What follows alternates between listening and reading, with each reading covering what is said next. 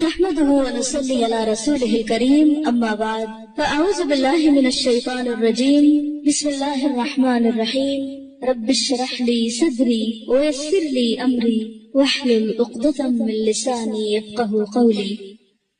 کثرت سے درود پڑھنا۔ رسول اللہ صلی اللہ علیہ وسلم نے فرمایا جمعہ کے دن اور جمعہ کی رات کو کثرت سے مجھ پر درود پڑھا کرو، بس جو آدمی مجھ پر ایک دفعہ درود بھیجے گا اللہ اس پر 10 رحمتیں نازل کرے گا۔ اللہم صلی علی محمد۔ رسول اللہ صلی اللہ علیہ وسلم نے فرمایا تمہارے افضل دنوں میں سے جمعے کا دن ہے۔ اسی دن آدم علیہ السلام پیدا کیے گئے، اسی دن ان کی روح قبض کی گئی، اسی دن سور پھونکا جائے گا اور اس دن سب لوگ بے ہوش ہوں گے، اس لیے اس دن مجھ پر کثرت سے درود بھیجا کرو کیونکہ تمہارا درود مجھ پر پیش کیا جاتا ہے۔ کہتے ہیں لوگوں نے پوچھا یا رسول اللہ ہمارا درود آپ پر کس طرح پیش کیا جائے گا جبکہ آپ کا جسم بوسیدہ ہو چکا ہوگا؟ تو آپ نے فرمایا بے شک اللہ عز و جل نے انبیاء کے جسموں کو زمین پر حرام کر دیا ہے، یعنی فرشتوں کے ذریعے آپ تک درود پہنچایا جاتا ہے۔ انبیاء کے جسموں کو مٹی نہیں کھاتی، صحیح سلامت ہوتے ہیں ان کے جسم۔ سورۃ الکہف پڑھنا۔ نبی صلی اللہ علیہ وسلم نے فرمایا جو شخص جمعہ کے دن سورۃ الکہف پڑھتا ہے تو اس کے لیے دوسرے جمعے تک نور روشن رہتا ہے۔ غسل کرنا۔ ہر بالغ پر جمعہ کے لیے جانا ضروری ہے اور ہر وہ شخص جس پر جمعہ کے لیے جانا ضروری ہے اس پر غسل ہے، یعنی اس کو لازمی غسل کرنا چاہیے، اللہ ہی کی کوئی مجبوری ہو تو آپ اپنا اسکیڈول اس طرح بنائے نا کہ جیسے اگر آپ ہر روز نہاتے پھر تو کوئی مسئلہ نہیں، لیکن اگر آپ ایک دن چھوڑ کے ایک دن نہاتے تو آپ پھر اس طرح اسکیڈول کریں کہ جیسے آپ منڈے کو نہائے، پھر وینسڈے کو نہائے، پھر جمعے کو نہائے، پھر آپ سیٹرڈے سنڈے اگر نہیں بھی نہاتے پھر منڈے، تو اس طرح آپ جمعے کو مس نہیں کریں گے۔ یہ نہیں کہ جمعرات کو نہا کے جمعہ کو چھوڑ دیا یا جمعہ چھوڑ کے ہفتے کو نہائے، ایسا نہیں کرنا چاہیے۔ علماء نے غسل کے حکم کے بارے میں اختلاف کیا، بعض تو کہتے ہیں یہ واجب ہے یعنی فرض کے درجے میں ہے، اور جمہور علماء یہ کہتے ہیں کہ مستحب ہے، پسندیدہ ہے، افضل عمل ہے۔ حدیث میں آتا ہے جس نے جمعے کے دن وضو کیا اس نے اچھا کیا اور جس نے غسل کیا تو یہ افضل ہے۔ صفائی میں مبالغہ ہوتی ہے نا، ویکلی صفائی آپ کو کرنی ہوتی ہے، یعنی جیسے ناخن وغیرہ کاٹتے ہیں یا پھر اپنے زائد بال وغیرہ اتارتے ہیں، تو یہ سب چیزیں اگر جمعے کے دن ہو تو زیادہ بہتر ہے۔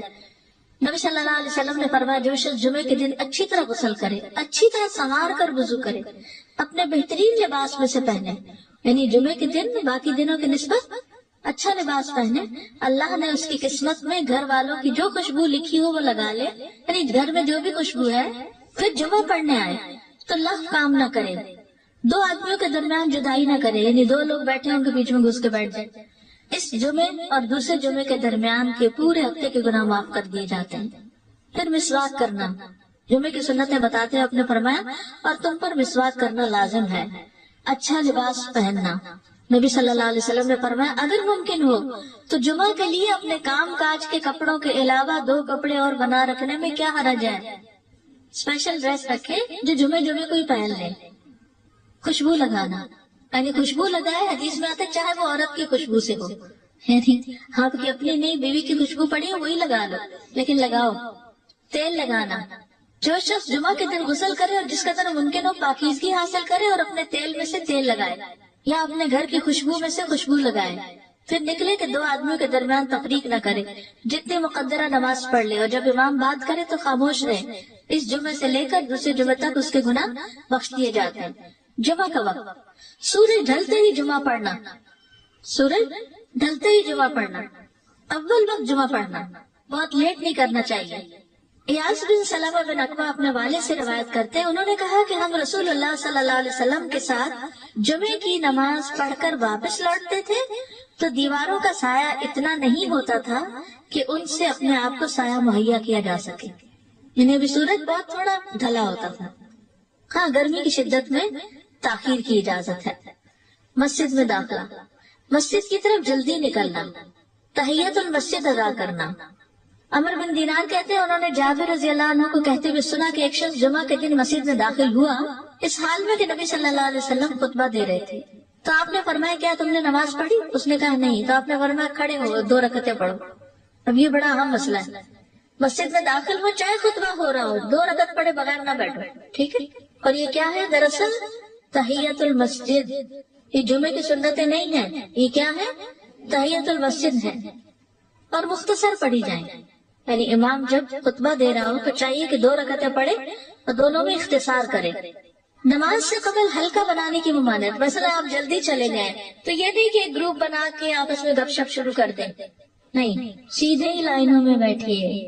انتظار کا وقت کیسے گزاریں گے؟ نفل پڑھ کے بیٹھ گئے، ذکر اذکار کریں، قبلے کی طرف رخ کر کے لائنوں میں بیٹھیں، ہلکا نہیں بنائیں، بیٹھ کے خرید و فروخت نہیں کریں، تاخیر سے آنے پہ گردنیں پھلانگ کے نہ آگے جائیں۔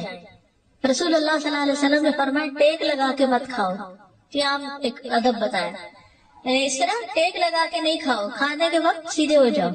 چھنے ہوئے آٹے کی روٹی نہ کھاؤ، میدا۔ مسجد میں کوئی جگہ مقرر نہ کرو کہ یہ میری جگہ ہے، آپ کیوں آج یہاں کھڑی ہوگی، کہ تم اسی میں ہی نماز پڑھو۔ کچھ لوگ ہوتے ہیں آ کے مخصوص جگہ ہی پڑھتے ہیں، اگر کوئی اور وہاں آ جائے ڈسٹرب ہو جاتا ہے۔ اور جمعہ کے دن لوگوں کی گردنیں نہ پھلانگو، ورنہ اللہ تمہیں قیامت کے دن لوگوں کے لیے پل بنا دے گا۔ کیونکہ بہت اذیت کی بات ہے نا، بیٹھے ہیں لوگ باقاعدہ بعض اوقات کندھوں پہ ہاتھ رکھ کے اس کو تنگ کر اس کو تنگ کر، تو یہ نہیں کرنا چاہیے۔ اگر آپ کو اٹھنا بھی پڑ گیا بیچ میں تو واپسی پہ پیچھے کھڑے ہو جائیے، اگلی لائن مل جائے گی۔ جی یہ تو بہت ضروری بات آپ نے کی کہ جب لوگ مسجد آئے تو پہلی صف میں بیٹھے، یعنی پہلی چھوڑ کے آخری میں بیٹھ جائیں اور پھر لوگ ان کی گردنیں پلانگتے رہیں، دوسروں کے لیے فتنہ بننا۔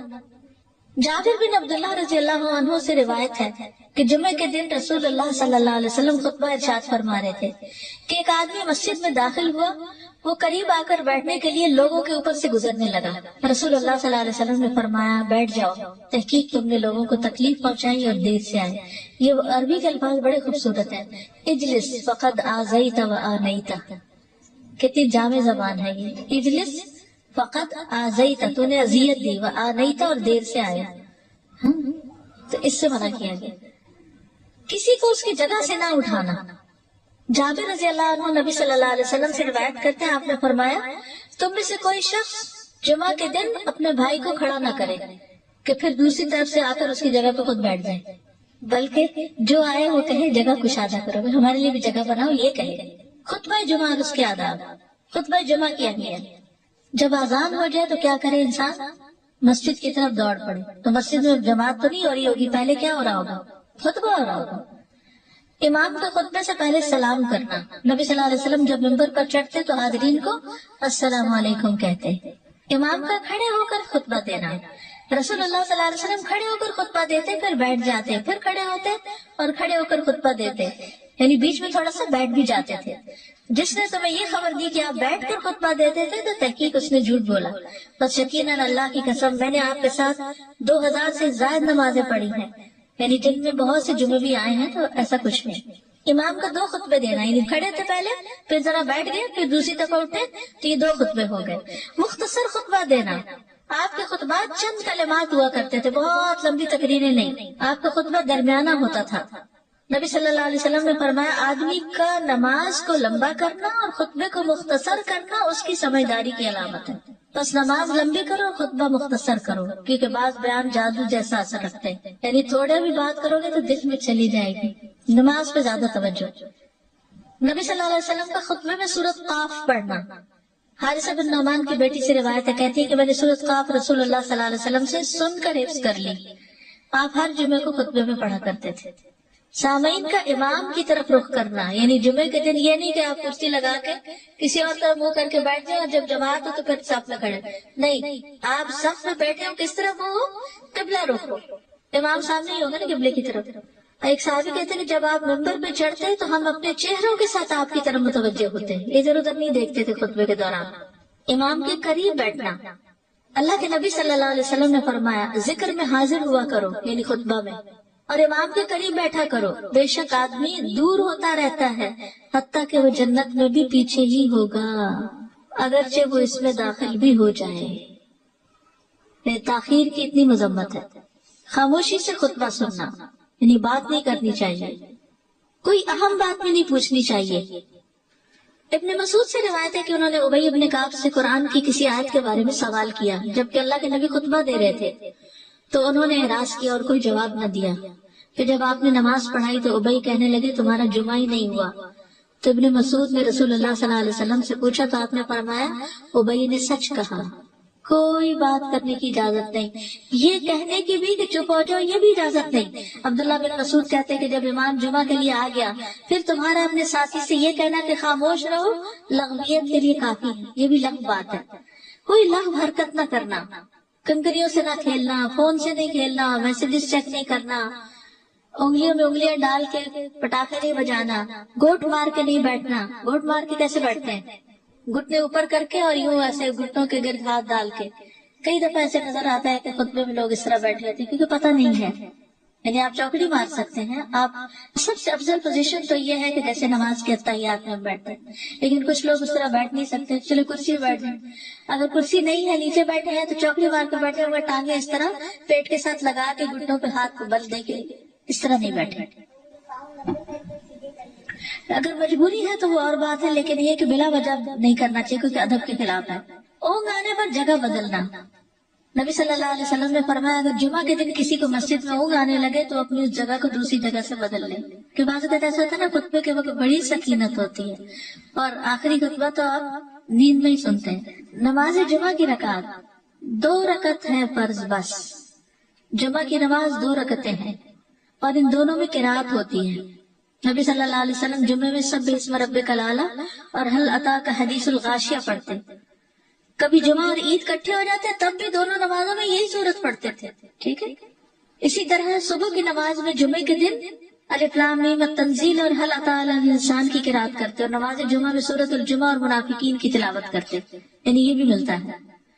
فرض کے بعد 2 رکعت پڑھنا، عبداللہ بن عمر سے روایت ہے انہوں نے رسول اللہ صلی اللہ علیہ وسلم کی نفل نماز کو بیان کیا اور کہا کہ آپ جمعے کے بعد کوئی نفل نماز نہیں پڑھتے تھے حتیٰ کہ واپس تشریف لے جاتے پھر اپنے گھر میں 2 رکعت پڑھتے تھے۔ اب جو لوگ گھر نہیں جاتے تو پھر وہیں پر وہ پڑھ لیتے ہیں، ورنہ آپ صلی اللہ علیہ وسلم اپنی سنتیں وغیرہ گھر میں پڑھتے تھے۔ اور اسی طرح 4 بھی پڑھی جا سکتی، 2 بھی ہیں 4 بھی ہیں۔ آپ صلی اللہ علیہ وسلم نے فرمایا جب تم میں سے کوئی جمعہ پڑھ چکے تو اس کے بعد 4 رکعتیں پڑھے، یہ آپ کا حکم ہے۔ تو جب آپ کا 2 چیزیں ہوتی ہیں سمجھنے کے لیے، ایک آپ کا فعل ہوتا ہے اور ایک آپ کا حکم ہوتا ہے، تو ہمارے لیے کیا ہے جو آپ کا حکم ہو۔ جمعے کے بعد کوئی اور نماز پڑھنے سے پہلے گفتگو کرنا، یعنی سنت پڑھنے سے پہلے گفتگو کرنا۔